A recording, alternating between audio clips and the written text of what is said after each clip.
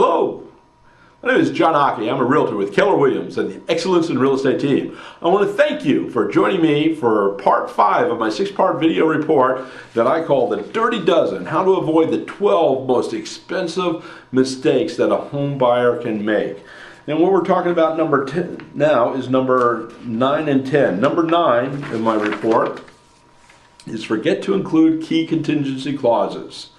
And what I mean by key contingency clauses, well, there's 3 of them that you really need to make sure are part of every agreement. And if you're working with a good professional real estate agent, realtor, they should not be a problem, but it's your job. Remember, real estate is not a spectator sport. All right, so the first one you want to make sure is that you have the right to do a professional inspection. That means that you have an inspector who will have complete access to the home. It's going to take probably 2 to 3 hours, depending on the size of the home, and depending on other certain conditions. It's probably going to cost you about $300, $350, maybe $400 if it's an exceptionally large home. But you want to have an inspector who's going to go through. Typically, they have a nice checklist. They're going to check every room. They're going to check electric outlets. They're going to check the systems of the home, the heating, air conditioning, the plumbing, the electrical, ventilation, everything that has to do with that home. They're going to check.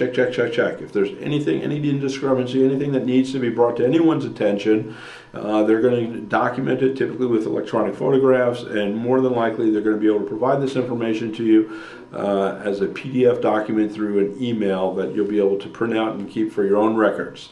Now, with all that being said, what you do not want to do is rely on a seller's report. Let me tell you what a seller's home inspection report is and how it happens.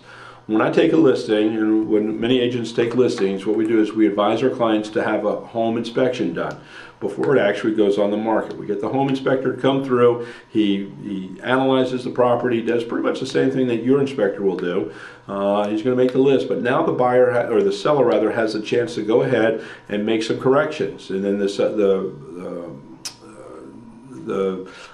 inspector can come back out and reissue the report showing that the work has been done and never reference that report again, or reference those corrections, because it no longer needs to be dealt with. So that's one of the obstacles that you have to worry about.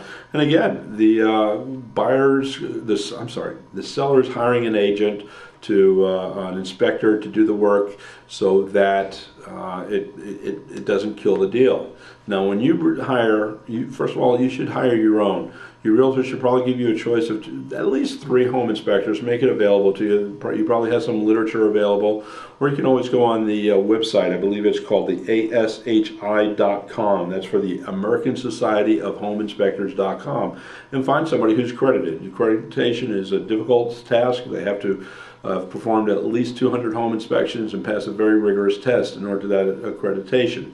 So find a home inspector. Don't be afraid to hire your own, regardless of what your realtor says. Now, on the other hand, your realtor does have a professional team of professionals that he works with. No one is looking for it to kill the deal, but there are some home inspectors that you just have to be careful of that are known to be very easy and lax because they don't want to kill a deal. Now, depending on the results of the home inspection is really dependent on whether you have something left to renegotiate or not, okay? And if you do, then negotiate, but otherwise basically take things in stride. Now, what you want to be very careful of is the fact that they may not have access to the complete home. They may not have access to the garage if it's stacked full of boxes because the seller's moving. Their house may be full of clutter and there may be furniture against all the walls, and they can't see underneath the windows. They can't get to all the electrical outlets. I mean, silly things have happened.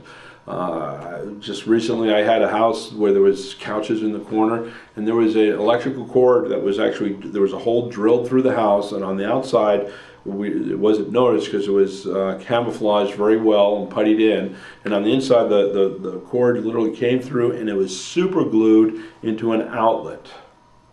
That's right, it was for the sprinkler system that was right outside, okay, but it was like the most bizarre electrical work, and had it been identified earlier, it would not have passed. And that is certainly something that the seller should have disclosed to the buyer, and had it been worth the buyer's effort, could have gone back and possibly been able to show that there was an effect, a cause and effect that needed to be justified.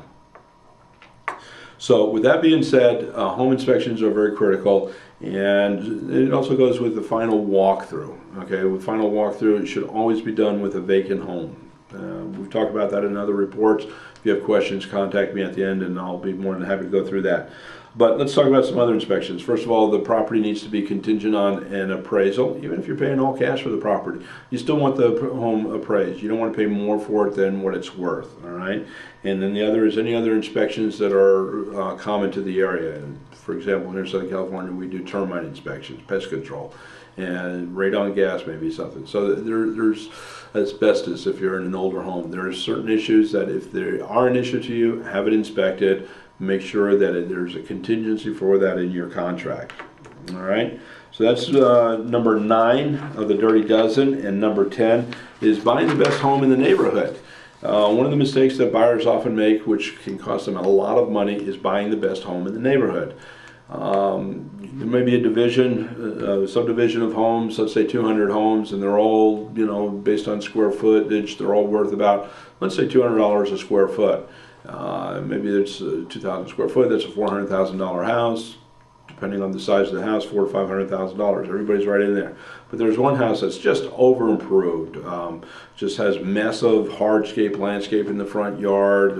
You walk in and all of the flooring is marble and all the countertops are granite and all the windows have been replaced with leaded crystal windows and on and on and on and on it goes. Over improved, over improved, over improved. And it's a beautiful house, and I'm sure it is. But it's over improved for the area, and there's no way in the world that seller is going to sell that house for the amount of money that he has invested in it. It's just not going to happen.